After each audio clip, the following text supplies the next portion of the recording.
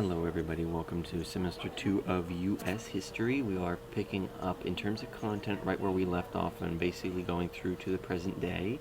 But there are a few differences with this class, so I just wanted to make this video to make sure everybody was aware of them. We're starting on this page because this is where you should be logging in every day. For attendance purposes, I can't tell whether or not you've been coming to the class unless you actually log in through this. So make sure you got that URL, vportal.volusia.k12.fl.us, your username, your password, and you click login. It'll bring you to your course landing page. You're going to select My Courses, find My Page, and then come here, and it should look something like this with this banner up here. So I have changed the banner, by the way. This second semester is going to be project based. So what that means is that we're going to basically have 4 main projects throughout the year, and these are actually going to make up the bulk of your grade. It's not going to be the same sort of test and assignment format.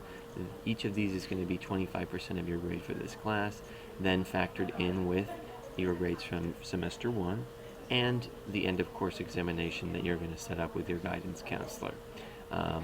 So if you have any questions about that, I do suggest getting in contact with your guidance counselor at your school. As far as the content is concerned, meaning where you're actually going to go to read the basic material and get the foundation for the learning in the class, you're still going to be using Odyssey. So you're still going to go here, you're still going to click here to access Odyssey course, right there on those words, click here, and then it should take you to a page that looks like this. It is the same website, it's just they've gone from white and green to purple. You type in your username, you type in your password, and make sure it says virtual there in the school line, then log in, and you can continue going through the folders just like you're familiar, but you're not going to find any assignments in there. You're going to find pages directing you back to this previous page and telling you to look at the projects as they've been laid out. Now, because it's the first couple of days, I've only had a chance to upload project 1, but when you get to that point, it'll say come back to this main landing page, project 1 is available, you click that, you do it, and you turn it into me. Please note that there are also suggested dates for each of these assignments as well, so this first one should be done by the end of January, if you want to stay on track. Also, I'm going to have, let me move my screen over here a little bit. I'm going to have, just so that everybody knows, tutoring is still from 7 to 8 every Monday night. So if you would like to contact me, I'm going to be on my computer at that time. If you want to just do a simple email, or I'll have my phone on me at the time, you can. But this online interactive room is available, where it's kind of like if we were just sitting there talking together, but it's online.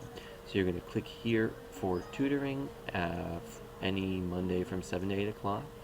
And it's pretty self-explanatory from there, but if you need further help on figuring out how to actually get in, you just watch this video and it'll take you through step by step. The final thing that I wanted to talk about was plagiarism. Excuse me. It's an issue that sometimes crops up with some of my students. I'm not saying any of you, but just so that you know, I do want you guys to look up what plagiarism is, and I have the definition right here if you need it. It is defined as presenting someone else's work, including the work of other students, as your own.